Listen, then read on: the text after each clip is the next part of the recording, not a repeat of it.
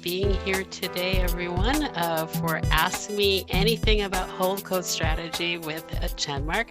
We have our guests today, Trish Higgins and Edward Cody, and I will let them speak in a moment. I'm going to do an announcement, and then our upcoming sessions and a few sessions that I've gotten wind of as well that you may want to know about.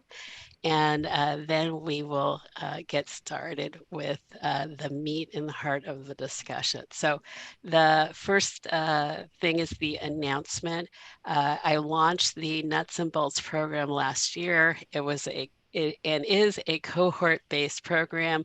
We're in our second cohort. In fact, I see a few cohort members in the audience as well. So I know that they've been busy studying, so I'm glad they've been had a time to come out today for it. I got a lot of questions about hosting another cohort this year, which would be an impossibility for me.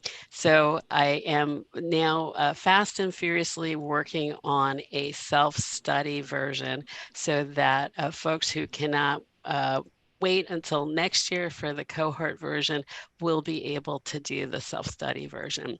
That will happen, release in April. So I look forward to that, and I look forward to being able to bring more information to more students. The focus of the program is on the launch of your search, really reflecting about what you want, and then also some of the practicalities of doing it. It is search model agnostic.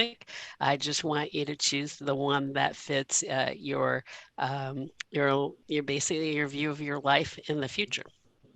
So let's go to the pipeline prep events that are coming up. There were a few posts on SearchFunder that I saw on management operating systems. And so I feel like it was a coincidence, but excellent timing that we have Dave Newberry coming in. He has implemented a couple of different operating systems, and so I think he has a unique perspective to provide on that. And then we have an attorney from Goodwin Procter. Goodwin is as far back as I can remember, has done the legal counseling for traditional searchers. I don't know if they were there from the beginning, but I think for a very long time, very experienced on the traditional search route. So Jeffrey Coe is going to come in and talk about legal considerations in a search acquisition. Then we have an expert coming in on platforms, an expert that was found by my intern that I gave a shout out to earlier. So I'm really looking forward to speaking with this expert on strategies for success in that. So next slide is, I'm not going to read everything on there, but I do want to let you know about the book club. We're going to have Jan Simon in to talk about his excellent book that's gotten great reviews from searchers. And Jan is a professor at IESA and also a prolific investor in searchers. So I think it's going to be a great discussion. The book is kind of thick, so if you're planning on doing the book club and haven't read the book yet, be sure to pick it up soon. Now, here are a few events that are happening in the Search Fund ETA community. The first is the Wharton ETA Summit. That is an in-person summit at Wharton later this month. And then towards the end of the month, there is a meetup in Florida. I think that this meetup is going to get the award if we were giving awards out for best location or most fun location to have one, because they're doing it at an acquired company and it is at an air show. So I think that one's going to win. I mean, we are in the first quarter, but still, I think it's going to win. And then there's the MIT X NETA conference. NETA is a coalition of the Northeastern schools ETA clubs and ETA programs, and they're joining up with MIT for their conference in mid-April. I will be there. And in fact, the day before the conference on April 15th, there will be a Women in Search, Women in Business get together. So stay tuned for that. We're getting that all organized, and I will be a host for that. As well. So lots of great things are happening this spring, as you can see. So let's get to the meat of things with the Ask Me Anything About HoldCo strategy.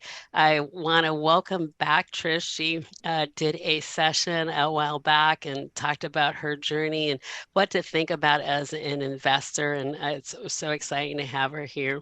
And then there's Edward Cody, who just this year became the CEO of his company and was I think still is, a generalist vice president with Chenmark. So Trish, I'm going to turn it over you to introduce yourself and to tell us about Chenmark. I've got a lot of questions about accelerators in general and what the differences are between them. So I'd love to hear from you on that.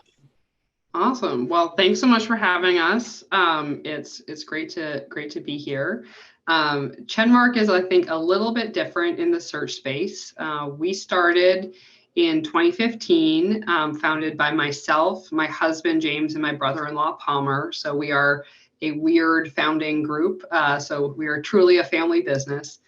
And even though I went to business school, I did not take any search classes or anything. And it was a little bit after business school where James Palmer and myself were all having a little bit of a, looking out and saying, we were in more traditional finance jobs and we felt like we wanted to do something a little bit different.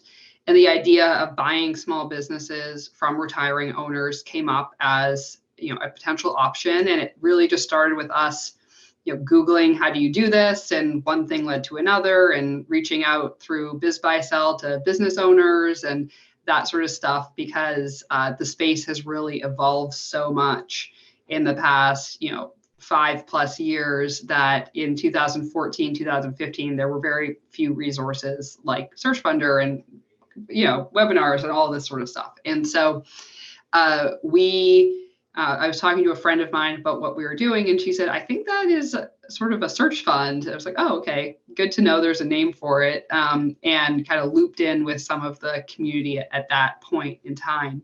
I think because we kind of came at it from our own angle, we're very much looking for the same types of businesses that traditional search funds buy. Steady businesses, have been around for a long time, retiring owners, really consistent cash flows. But we had always wanted to buy more than one business. And so sort of from the get, we'd said, we think that we want to buy one business and then use the cash flows from that business to buy another one, another one, another one. And we want to have a really long-term orientation with our businesses and not be looking to sort of buy and sell in a couple of years and that sort of thing. And so that was our idea when we sat around a kitchen table in 2014. And it's still very much our idea. Nothing has really changed there. So fast forward to today, we are a C Corp holding company structure. We have 10 different businesses under our umbrella. We've done many more acquisitions because some of our companies have grown via acquisition. And so we have 10 different CEOs that are all we have 8 businesses in the US and 2 in Western Canada. And our headquarters is up in Portland, Maine, even though I strongly dislike the word headquarters because it feels a little more grandiose than it is. We're basically continuing to use cash flows from the businesses, buy more businesses, and kind of grow from there. And a couple of years ago, we realized that we had cash flows coming from the business and we had deal opportunities, but we unfortunately had nobody to run the businesses. And finding people to run these smaller businesses is a very sort of unique sort of skill set that you're looking for. It's a very hands-on job. It's not sort of something that you just put an ad out on, LinkedIn and hope for the best.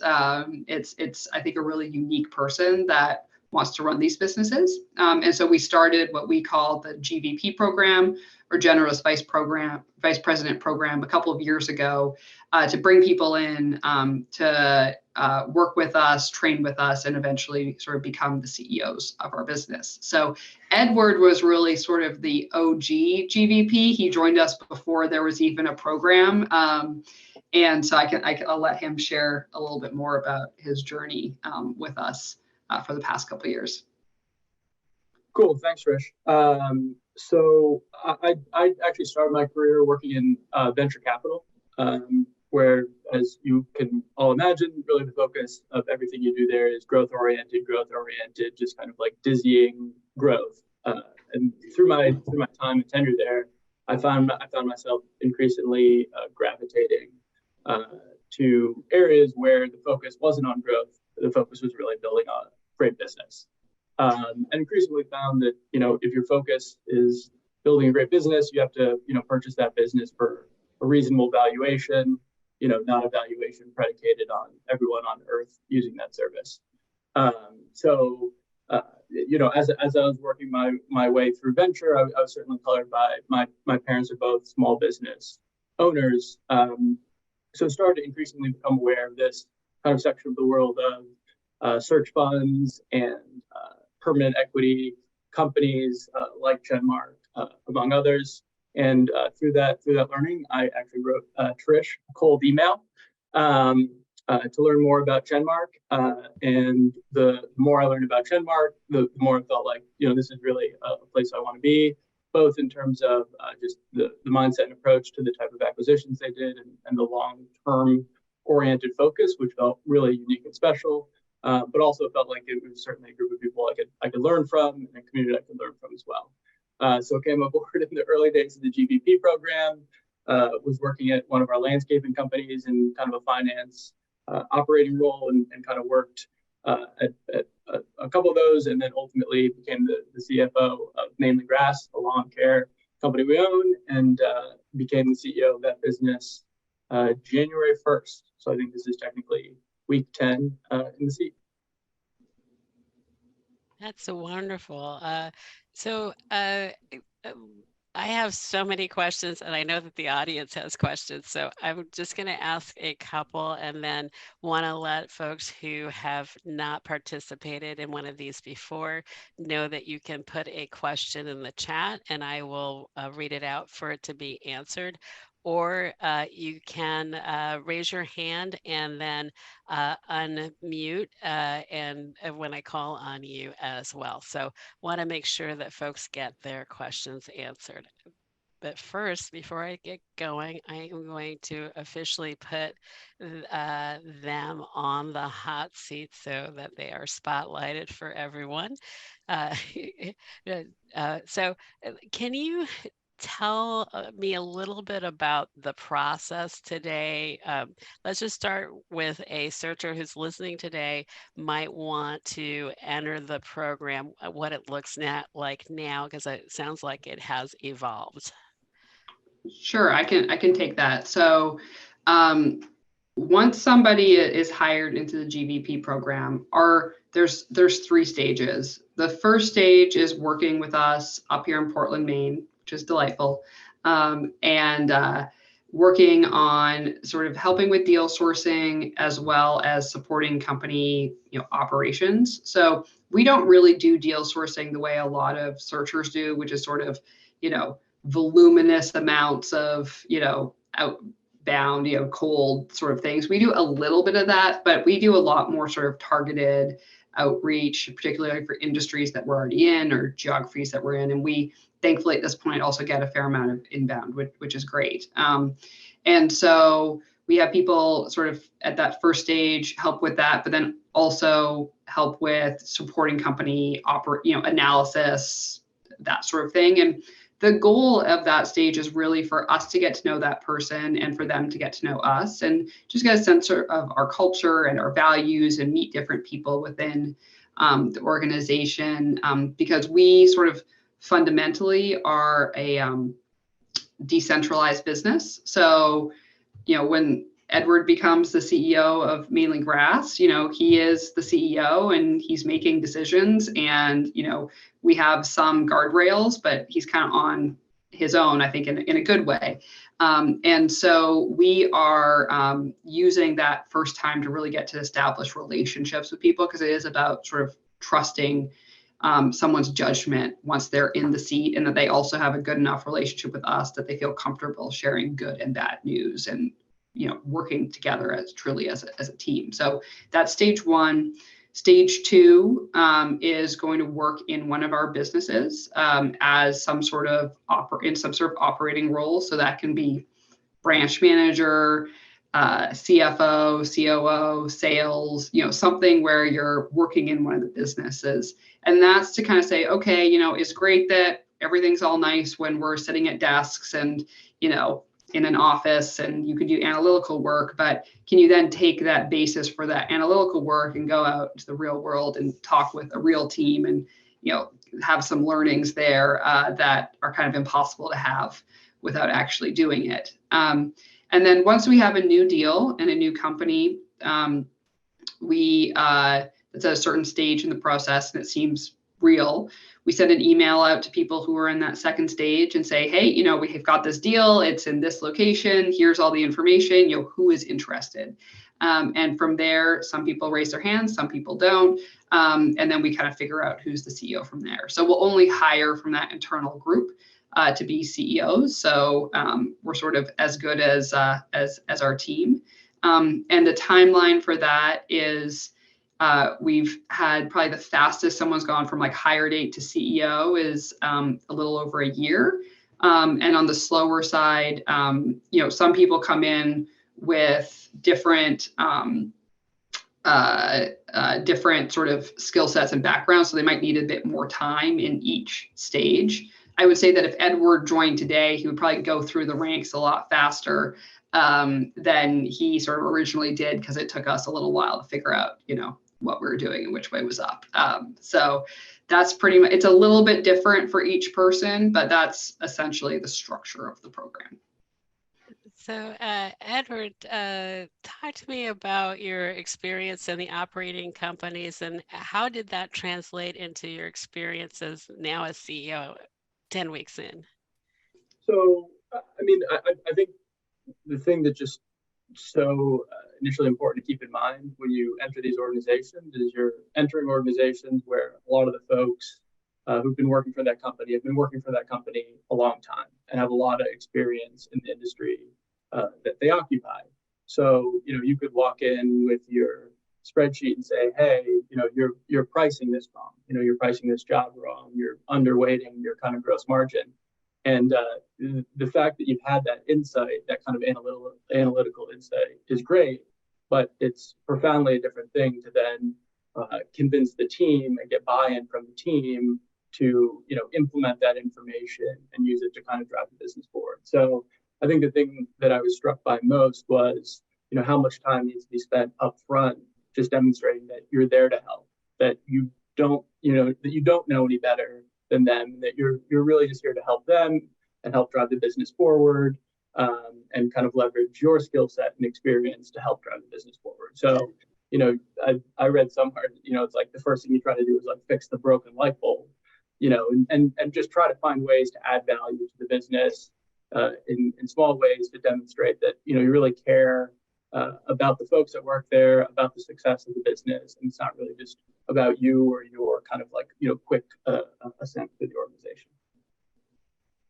So I'm going to ask one more question of you, Edward, and then we'll start turning it over to the audience. We have a couple in the chat and then one person with their hand up. So I'll take the person with their hand up next. So Edward, you were engaged before you became CEO with the company, saying, I presume raising your hand like, yeah, this is one that I'm interested in. And I'm sure you had some expectations going in on day one about what the company was going to be like and all of that. Stepping to the other side, now that you're CEO, what's the difference in the vision? Like, is the dream kind of close to the reality, or where are there market differences?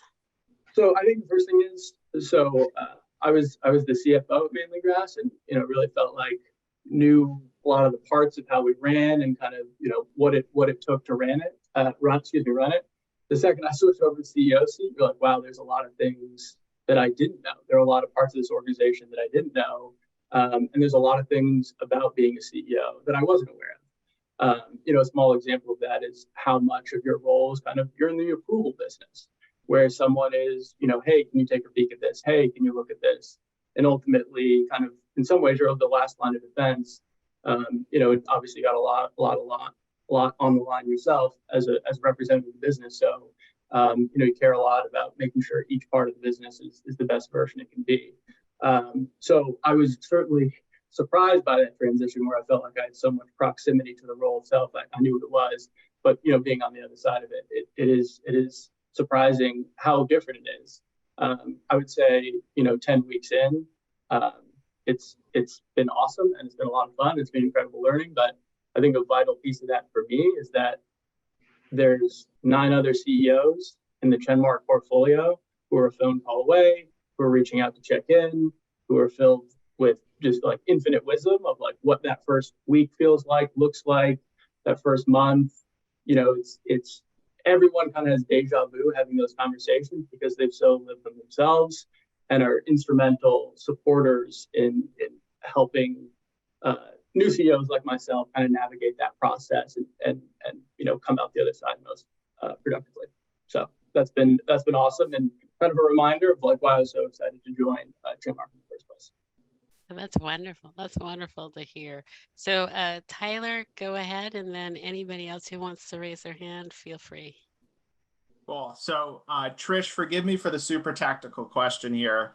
I actually just went under LOI on my first tuck-in after acquiring my first business a year ago. So a couple things are really top of mind for me right now. Number one, so do you treat a tuck-in, say like as a wholly owned subsidiary of your platform, or just have the platform acquire the assets of the tuck-in directly? And the example I would use is probably for your landscaping companies. When you acquire a tuck-in, does it go a wholly owned subsidiary or directly to the platform?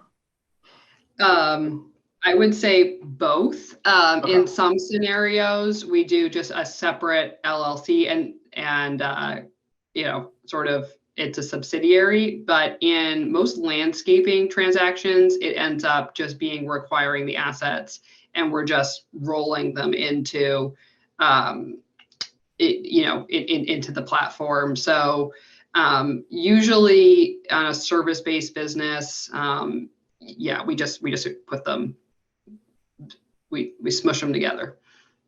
Okay. And quick follow to that. At the HoldCo level, I just learned about the accumulated earnings tax, which I'm sure you're very familiar with. I can't imagine you're able to utilize all your free cash flow on a given year at the HoldCo level. But so are you paying that accumulated earnings tax, or are you able to avoid that through some other mechanism? I remember doing all the research on this. We are able to avoid that. Exactly why I don't remember exactly right now, but that is not something that we have to deal with. Okay, good deal. Thank you for both of those. Appreciate it. Yep. So I have a fair number of questions in the chat. I'm going to read them in order, so we're going to be jumping around a little bit. So how does Chenmark structure long-term incentive plans for its executive managers, given that they are, and this is a quote, permanent capital vehicle and stock options are likely not available? Sure. So we're actually in the middle of doing this all right now. So this is an important question. We had a couple of iterations that were quite bad when we first started. About 3 or 4 years ago, what we decided to do was switch to every sort of CEO as well as people in the GVP program, kind of other management, are compensated based on the free cash that their company produces. That is paid out in cash, usually annually, sometimes more frequently, depending on the business. Once a year, we have framework for evaluation of Chenmark Holdings sort of as a consolidated entity. People have the ability to invest the amount of their free cash flow bonus into shares in Chenmark once a year. So if you got $100 bonus, you could invest up to $100 in, that year in shares. So we send out an email to everybody who's eligible and say, hey, here's the earnings of, the earnings, here's the valuation, here's all the information. This is the share price for this year. And people then have a period of about 2 weeks to submit buy or sell orders. So they can buy or sell at that price at that time. And then we kind of, settle the book internally, and then kind of go from there. So essentially the magnitude of compensation is based on each individual person's company's performance, but the currency is Chenmark stock. And if we ever have more sell orders than buy orders, the company can buy them back. If we think it's a good deal, which obviously we probably do. Or we have the ability to turn it into a note that we pay out over 3 years, just to protect ourselves. We've never had to do that, but we intend to be in business for a long time, and so it'll probably happen at some point. I have a hand raised. John, go ahead. Thank you, Trish and Edward. Just wanted to ask a question as I'm on the beginning of my journey as a self-funded searcher and plan to structure a holding company. Just want to understand maybe the logic and thought processes in terms of the way that you set things up in terms of the entity structures. So I know you had mentioned that you guys are a C Corp, and then there's sort of entities that fall under that. How did you guys think about that is kind of my first question. And then second question is, how do you generally handle distributions or just making sure the investors get their money back, given that a lot of models are based on, a 5-year or 7-year exit? Would love your insights on that. I'll take the second question first. I can see Edward smiling. The investors are largely myself, James, Palmer, and our employees, and none of us expect to get distributions for a very long time. So if you want to sell your shares, you can get some money, but no distributions here. It's all staying in the company to buy more businesses. So sorry, Edward, if that's news to you. I would say when we first started, we actually didn't really spend a lot of time on structuring when we first started. The first deal we had was an LLC, because that's just like kind of what you do. The second deal that we did was in Canada, so it was its own thing. The third deal, same thing. And by the time we had 3 companies, we started to realize that if they don't all sort of have a common C Corp umbrella, or it could be an LLC umbrella, but if they don't have a common umbrella, it's very difficult to transfer cash in between businesses without having any sort of tax friction. So at that point, it was about 3 or 4 years after we started, we did a bunch of research and ended up converting to a C Corp. At that time, one of the main reasons that we did a C Corp structure, even though it can be tax inefficient for distributions because you pay taxes at the corporate level as well as the individual level, is the section 1202 of the tax code, which is, I am not a tax expert by any stretch of the imagination, but if you're buying certain types of businesses and you're under a certain threshold when those shares are being issued, you're essentially exempt from capital gains if and when you sell, as long as you own for 5 years, which we clearly intend to do. So for that reason, it seemed like a no-brainer to do the C Corp structure. And it also just allows us to very freely transfer cash between all the entities or move it up to headquarters for a new acquisition. And so that was the rationale behind it. Great, thank you. So I have a question in the chat about central services. what are they that are provided at the HoldCo level? They want to know about your tech stack to manage your portfolio, and also if you've formalized a post-acquisition playbook for growth. So, and I can repeat those, but let's start with the central services question. What's your central services model if you have one? Edward, you want to take that? Yeah, so there's a couple different pieces to it. The first one is on the technical side. So we have a Chen Tech team consisting of 3 individuals now who is insanely helpful on 2 different levels. One is kind of just like the block and tackle reality of owning a business. That could be literally Wi-Fi. For us, it's tablets in terms of employees punching in, punching out, which might seem small and trivial, but that stuff really looms large and can really hold an organization back. And then the second piece of it is figuring out like the high level fixes. So for us, we use I would describe it somewhat of an ancient ERP system that we wanted to build an API integration with HubSpot, a profoundly difficult thing. And that's something that the central services Chen Tech team takes on. So I would say I'm a cheerleader in that process.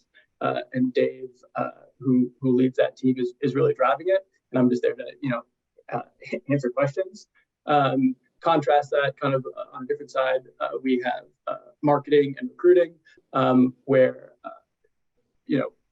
Sarah and Trish, correct me if I'm wrong, kind of spirit guides in that process. Hey, here's what you should be thinking about on the marketing side. Here's what you should be thinking about on the recruiting side. Here's some kind of best of breed tools. But ultimately, where the operating companies themselves or the individual executors of it, they're just kind of helping us make the most informed decisions along the way. I say that, but our central service marketing professional is deep in the weeds, building a new website with me right now. So it varies situation to situation. Yeah, our kind of goal philosophically has been that any Chenmark company could be cut off and operate just fine. So, we're not doing any core functions other than some of the helping with the tech stuff. We're not doing any core functions centrally, but we have resources available if people want to use them. So I would say Edward has does a good job of using the resources that are available. There are some companies that, they like their local provider and they're fine and they choose not to. Do any of your companies, would they be in a position to provide services to another company in the portfolio? Would they, Edward? Services to outside the portfolio? Well, I'm thinking of like if, you had one company that was in the same, I guess, supply chain or stream as another company, would they be one be a customer of the other? No. We get a lot of inbound, particularly on the lawn care side, because Mainland Grass has built out some incredible tools with the central services team, but definitely. And then the other question was about a post-acquisition playbook for growth. Do you have it to a cookie cutter point where you can hand somebody a book and say, go grow your business? No, I wish it was that easy. I think one of our core philosophies is that you earn the right to take risk. And so we are generally much more focused on somebody becomes, a CEO of a new business, or sorry, better said, new CEO of an old business. You need to take your time to understand what, to make sure you have a really solid base from which to grow off of. And for some people, that doesn't take that long. But for other people, you need to implement an ERP system. So, if you try to grow without having good systems in place, bad things can happen quickly. And so we really are focused more on, okay, how do you make sure you've got really solid HR processes, good sales processes, you've got a system to help you make sure you understand where you're losing money or where you're making money, what clients are profitable, all this sort of stuff. Make sure you've got a good pricing strategy down, all that sort of stuff. And once you've got that down, then, from there you can grow. In terms of a playbook, the reality is it's different for every company. So some of our companies are in industries where it could make sense to grow via acquisition. And, you can spend more time on doing that. There are other companies that, it makes a lot more sense to grow organically. And that can look different for every different type of business. You can also have a business like Mainly Grass, where when we first bought it, it made sense to grow via acquisition.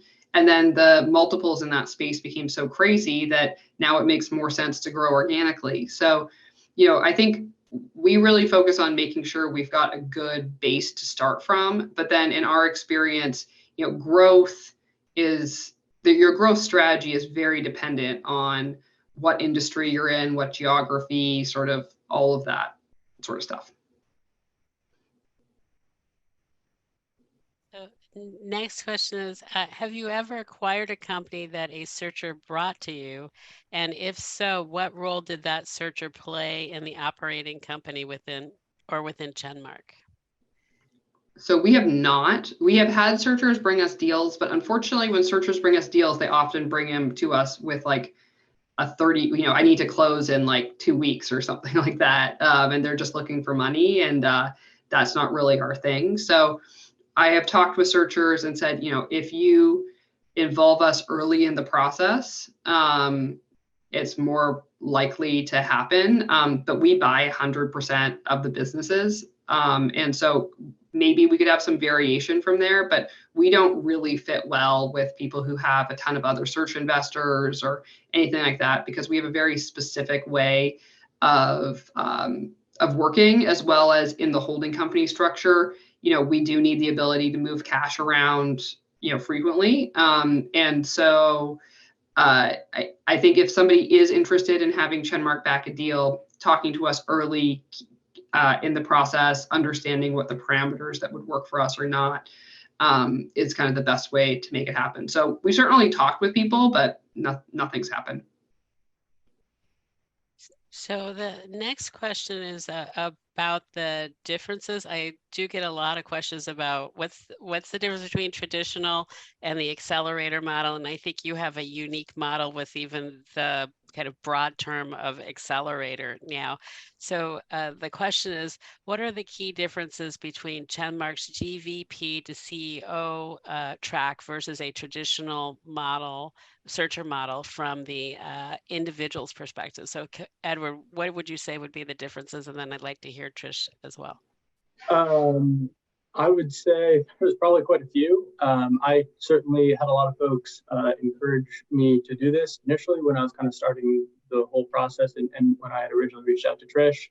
I think the things that loom large for a variety of reasons. One is, the timeline to find a great deal is very unpredictable.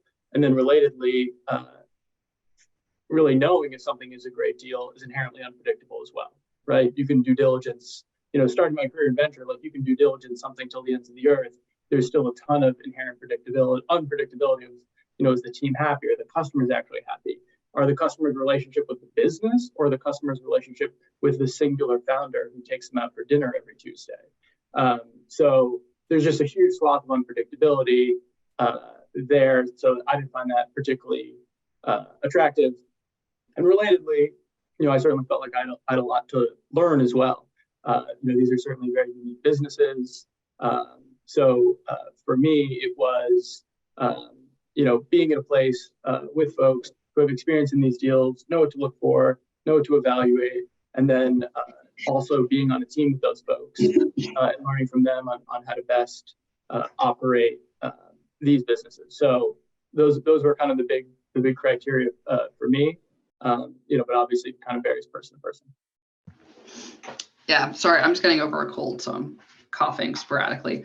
I think Edward said it well. I mean, for a searcher, for some people, they hear about the search model and it speaks to them, and that's the right fit for them and their personality and what they want to do. And, they should 100% do that.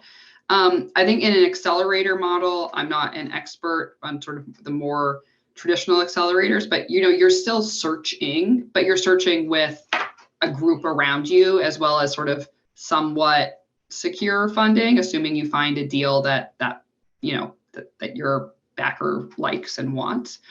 And I think that can also, work well and, give people a fair amount of flexibility for what they're searching for.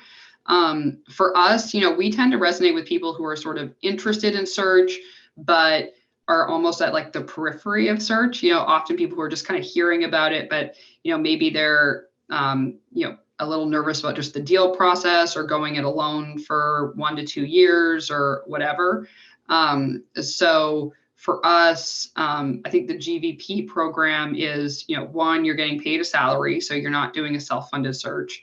2, you're not making personal guarantees on debt or whatever. I have the pleasure of doing that for you. 3, you're learning some search skills, but also hopefully, actual operational skills along the way, so that when you step into the CEO seat, you've actually been in some of these roles and can hopefully take some of those learnings with you. And you're also doing it with a team. I think we have a pretty team-focused culture, and we focus a lot on sharing information. And we, I think, truly do believe ourselves, think of ourselves as a team. I could do a great job with my business, but, or let me rephrase this. Edward could do a great job with his business. But if I suck at running my business, I've taken all the positive contribution that Edward made to the Chenmark share price, and I've just, eroded it all. So Edward has an incentive to make sure that I'm doing my job and I'm getting the support I need, and all that sort of stuff, and helping me through the inevitable hard times that every single company has, no matter what. So I think for a certain type of people, that system resonates with them. And so for us, it's just about making sure people know about the different paths that are out there. Ultimately, the more talented people we have out there in the world who want to become the leaders of small businesses, the better that is, I think, for everybody. And so just trying to make sure that people understand the different paths and options for them is what it's all about for us. Thank you for that. We have a hand raised. Yvette, go ahead. Yeah, thank you, Trish and Edward, for taking time here. And it's kind of nice. You can see kind of that you guys seem to work well together in the little jokes and little things that y'all are doing. I had a question of why you chose to go with the HoldCo model. So that's a model that I'm leaning towards, and I have particular reasons, mostly based on like the quality, the life that I want and how I want my life to live. If you think of like Alex Wilkinson and how Tiny is run, so it's kind of like that. But I'm curious why you specifically chose that versus planning to sell, whether it's in 2, 3, 5, 7, or 10 years, whatever the timeline is. Why a HoldCo? Well, I guess there's 2 aspects of it. One is the diversification. So one is probably a deep sense of insecurity on wanting to bet on one business, and at least coming from previous roles where it was all about portfolio construction, and you never know what might happen in one business. So sort of making sure you don't have all your eggs in one basket and can diversify away risk is something that I think just speaks to our personalities, and we're very happy sort of trading away potential upside of one business to basically sort of protect the downside by having lots of different businesses in different industries and different geographies, and making sure we kind of live to fight another day. That translates also into a long-term hold. For whatever reason, when we started it, it just felt natural to us to say, we want to be long-term holders. Where that comes from, I have no idea. It just was something that we talked about, and it just felt right to us.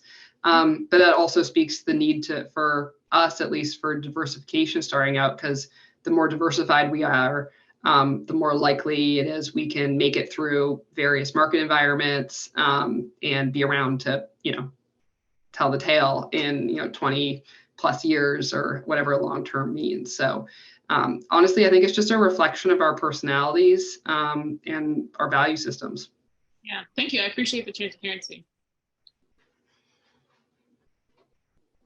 There was another hand raised. It looks like it got lowered, so maybe it got answered. If not, please put your hand back up. We have a question for you, Trish, on the start of your HoldCo. And I probably will follow it up, add to it. So the first question is, how was the fundraising process when you started Chenmark? Did you raise capital or use your own capital?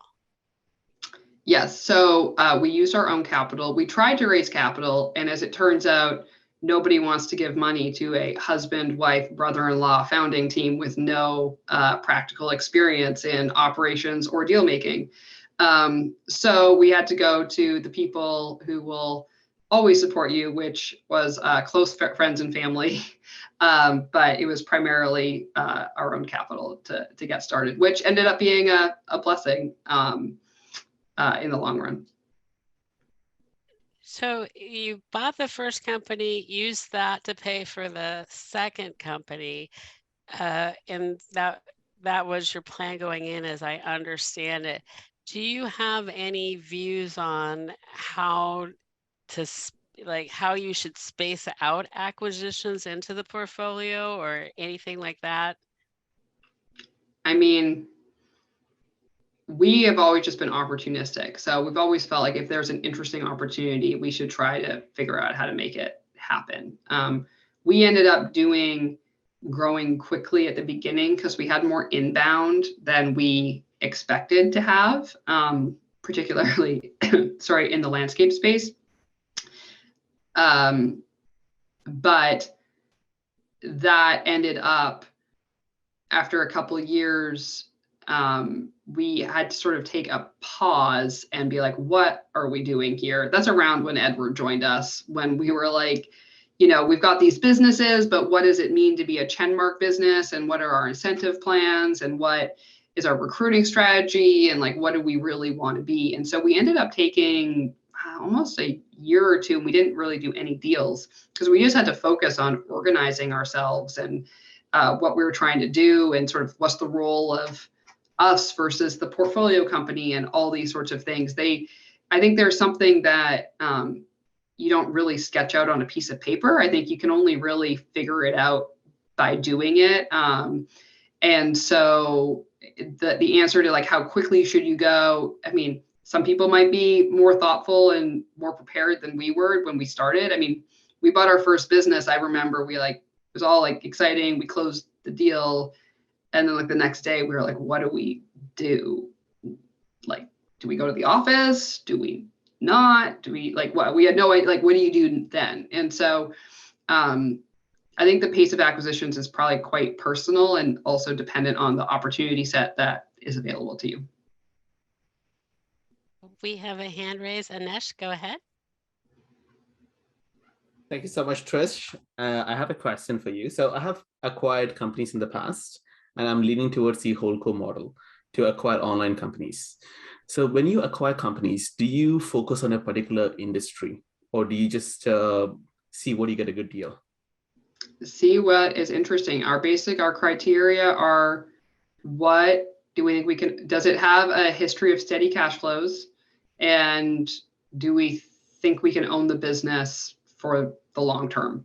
And if it meets those two criteria, then we'll look at a lot of different things. Okay. So owning a business is definitely tough. And when you're owning 10 businesses, it's going to be so much more tougher. So how do you manage that? Like, say if you're getting a landscape company, a moving company, and now a painting company in Texas. So how do you manage like having 10 different companies and going through the complexity of each company?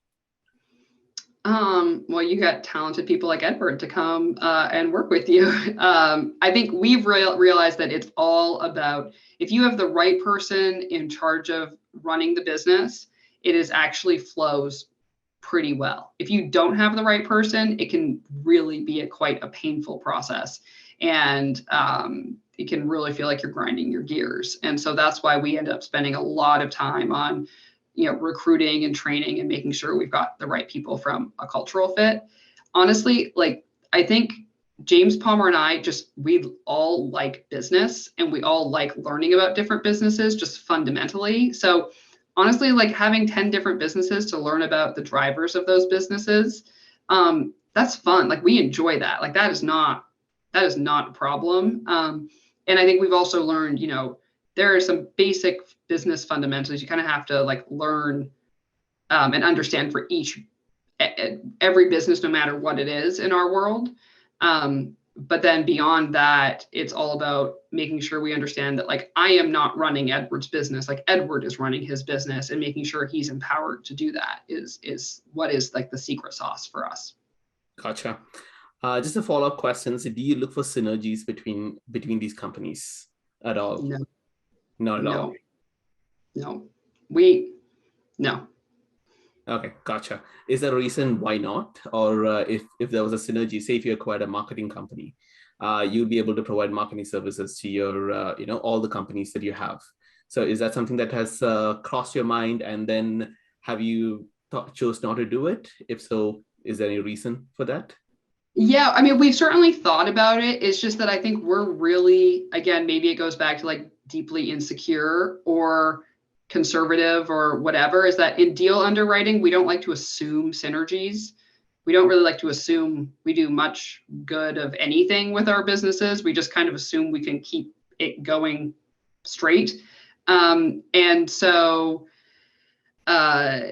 like as a result, like it would be very hard for us to do a deal based on assuming it could provide services to us. Maybe at some point in the future, as we get a bit more confident in our operating model, it could be something we'd look at. But honestly, we've just kind of looked at every deal as a standalone deal, assume nothing other than sort of some modest growth. And that's pretty much the only way we'll kind of do a deal. So it just hasn't really been in our DNA. Doesn't mean it doesn't exist and wouldn't work for other people. It just hasn't really been the way we think about it.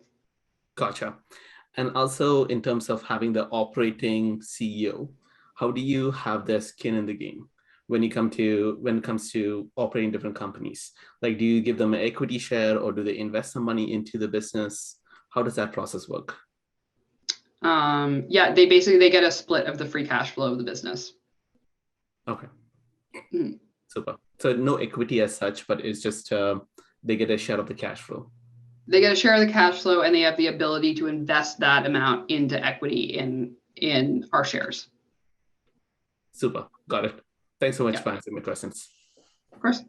So I have a follow-up to something that you said, Trish, because sometimes searchers have questions about, like, particularly on the traditional search model, like I could become the CEO of a company and then maybe it's not a good fit, or maybe something happens and then am I going to be fired, and what does that look like? And it sounds like you've had experiences where the CEO might not, good company, good CEO might not be a good fit for each other. How have you managed that in the past? Yeah, we have. I mean, honestly, it was kind of before the GVP program. And in the past, honestly, it wasn't a good fit because the person was a bad, every issue we've had has been a person hasn't been a good cultural fit because we haven't done the work up front to make sure that the person is truly sort of on Team Chenmark. We have this framework of missionaries versus mercenaries. And I think we hired some mercenaries that were really just in it about, making a quick buck for themselves instead of really trying to run the business for long-term, durability and cash flow generation. And so that's where it's been an issue for us. Now I think something that happens in search that people usually, when you're searching, you don't think much about, is that usually if you're in this space, you're a talented person and you're ambitious. And Edward may do this job, say be CEO of Mainly Grass, and maybe he'll step into it and he'll love it and he'll, become part of the community, and his family, will be part of the community, and he has no desire to leave and he wants to do that job for the next 20 plus years. Great. That is awesome. And if somebody wants to do that in our model, like they're 100% support to do that. But then sometimes, someone might say, you know what, I've done this job and for the past, 5 years, but now I'm interested in doing something else because I feel like I've kind of taken it to where I can or whatever. And so we've had some people who have done that. So we actually had a CEO of one of our businesses. This is the sort of the game of musical chairs that we have to think about, but we had somebody who was kind of looking for a bit of a change. He left to run a new acquisition. Palmer, who'd been running Mainly Grass, went to run that other company, and then Edward stepped up to be CEO of Mainly Grass. So we have a lot of sort of moving around. The only thing there is you just have to be mindful that leadership changes are disruptive to the business and people working in the business. So you can't have people moving around, oh, I'm bored after 9 months, I need a new job sort of thing. Like, that's not what this is. But we really hope when a person joins us in the GVP program that we will be able to offer opportunities for them throughout their career, and that they will be able to satisfy whatever sort of ambitions that they have. One thing I want to add there that I do think is a particularly important point for our setup is that, when you're kind of selecting a business to become the CEO of, it's really important that, you're excited about that team, you're excited about the community that it serves, you're excited about the service delivery model or what it is. And I think when you're kind of doing a traditional search setup, you can kind of get locked into a setup that might not actually be a great fit for you. What I think has been awesome here is that there's a range of options. It's not like you're forced to become the CEO of this business or that business. You do get the opportunity to find a business that's a great fit for you, which I think is a really big deal and a really unique and rare opportunity. Thank you both. Next question. We have about 5 more questions, so I know we're going to go over. Feel free to say that you tap out. I hope you won't, though, until we get through these questions. So the next question starts with a thank you for your speaking on ETA panels over the years, Trish. A heartfelt thank you for that person. And they're wondering about how you're financing your acquisitions now. Are you using a combination of the free cash flow and debt? Are you able to use the SBA still, or how does that work? Yeah, so we've actually never used the SBA. It just is the way it worked out. But we use a combination of free cash flows, the equity. Most of our deals have some form of seller financing, and then bank debt. That's pretty much how the world goes around for us. Next question. You talked about the CEOs being able to buy into equity each year.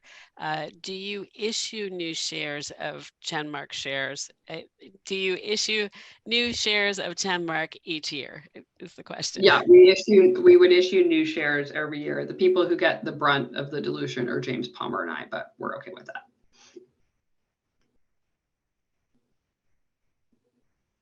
So next question refers back to the IESA webinar, which was earlier this week. And I'm hoping that if you did not attend, that they do make that available by video. One of the things that they talked about at the webinar was that first 2 years after an acquisition, making sure that you're reflecting the EBITDA might contract. Are you noticing any advantages of the Chenmark model, the team aspect of it, on that transition period? I'd say the only advantage we have is that we are not surprised when it happens. The reality is most businesses, I'm sure Edward knows, you take over a business and the first thing everybody asks for is a raise. So you have to deal with some sort of wage inflation. You're going to probably invest in some sort of system they didn't have before. There might be some inefficiencies. Most of these businesses that we look at, it's not like they've got a lot of fluff. They tend to be run pretty lean. If anything, the owner was running it kind of too lean in an unsustainable way. So that's usually some cost creep is pretty expected in the first year or two. Yeah. Somebody, one of the videos that I was watching or webinars was saying how Clay came in after they bought the company and said, I was told I'm supposed to ask for a raise. So I guess there's like something in the rumor mill that says like new owners, let's get a raise. I did not know that, but now that I know, I might try that too, right, in the future. So the next question is on your capital allocation. How do you make decisions at the head office level, and is it based on a specific hurdle rate? So it's a little bit of a complicated question. So basically, every company gets charged essentially a capital charge on the equity invested in their business. At the moment, that's a 15% hurdle rate. So if Edward is making investments that have less than a 15% hurdle rate, he's not acting in his own best interests and would be better off returning that capital to us, where we can deploy it somewhere else. But if he has opportunities that surpass that hurdle rate, then often he's in his best interest to make that investment in the business. And so one question we get sometimes is, okay, well, you're using business to cash flows to buy new businesses, so you're sort of starving your companies of cash. And we'd say that the first and highest uses of our capital is within the businesses that we have. And so if we could deploy all of our capital into those businesses, we would, but the reality is that the investment opportunity set in the businesses that we have tends to have quite high returns, but is limited. And so that is where capital goes first. And then after that is what we use for new acquisitions. And we underwrite all of our deals to have a 25% cash on cash return as our baseline assumption for a deal. And so anything below that, we will pass on. Thank you. I know that there's a couple of searchers who are probably going to be adjusting their models as they're thinking about HoldCo strategies right now. The next question is about what comes first. Does the GVP, Edward, come first and then the business acquisition? So do you have both in mind, or do you kind of look at your pipeline and say, oh, we think that this deal might close, we need to get somebody who's got something kind of expertise? Yeah, the GVP always comes first. So we find that if you're in a position where your deal is about to, or you have a deal even in mind, and there's some sort of timeline associated, and you don't have a person in mind to run that business, you're going to feel pressure. And I know that this has happened to me before, where you might get lucky and find the right person to run the business, but you could also pretty easily explain away a lot of red flags and justifications because you want to get the deal done. And so, we feel pretty confident in our ability to find deals, but we feel that if we have GVPs ready to go, we can be much more aggressive about going out to find deals. Because in our experience, finding the right person to run the business is a lot harder than finding a deal. So would you mind sharing like how many GVPs that you have that are kind of waiting in the wings to be a CEO? Ooh, that is a good question that I should know the answer to. I'm going to go with 6, 7, somewhere between 6 and 8. Yeah. And I'm not going to name them all off right now, but yeah, that range. Yeah. Right. And then for the folks who might be looking at Chenmark, about how many are you thinking you might bring on in the next year? We're looking to hire about 5 to 8 this year. Okay. So a question for you both. I'll start with Trish and then Edward. So Trish, I'm sure your day-to-day has changed from the first acquisition to now you've got 10. What does your day look like? What are you doing? What do? I do a little bit of everything. I have a very random day. I still do, and it's changed a little bit because I was running one of our businesses, but I'm slowly transitioning it to another person. So still kind of involved in some of the day-to-day stuff with that business to make sure that that transition's going well and kind of staying on top of things. And then I still do a lot at headquarters in terms of I manage all of our like overhead budget and some HR stuff and all that sort of stuff. And I also write our Weekly Thoughts newsletter, which everyone on this list should sign up for because it's great. And then somehow I also haven't found anybody else to get the mail, so I still do that. Totally understand. And if you haven't signed up for the Weekly Thoughts, I will ditto what Trish has said. I've been reading the Weekly Thoughts for years now and really enjoy them, Awesome. And I commend you on your persistence of being able to get them out every week.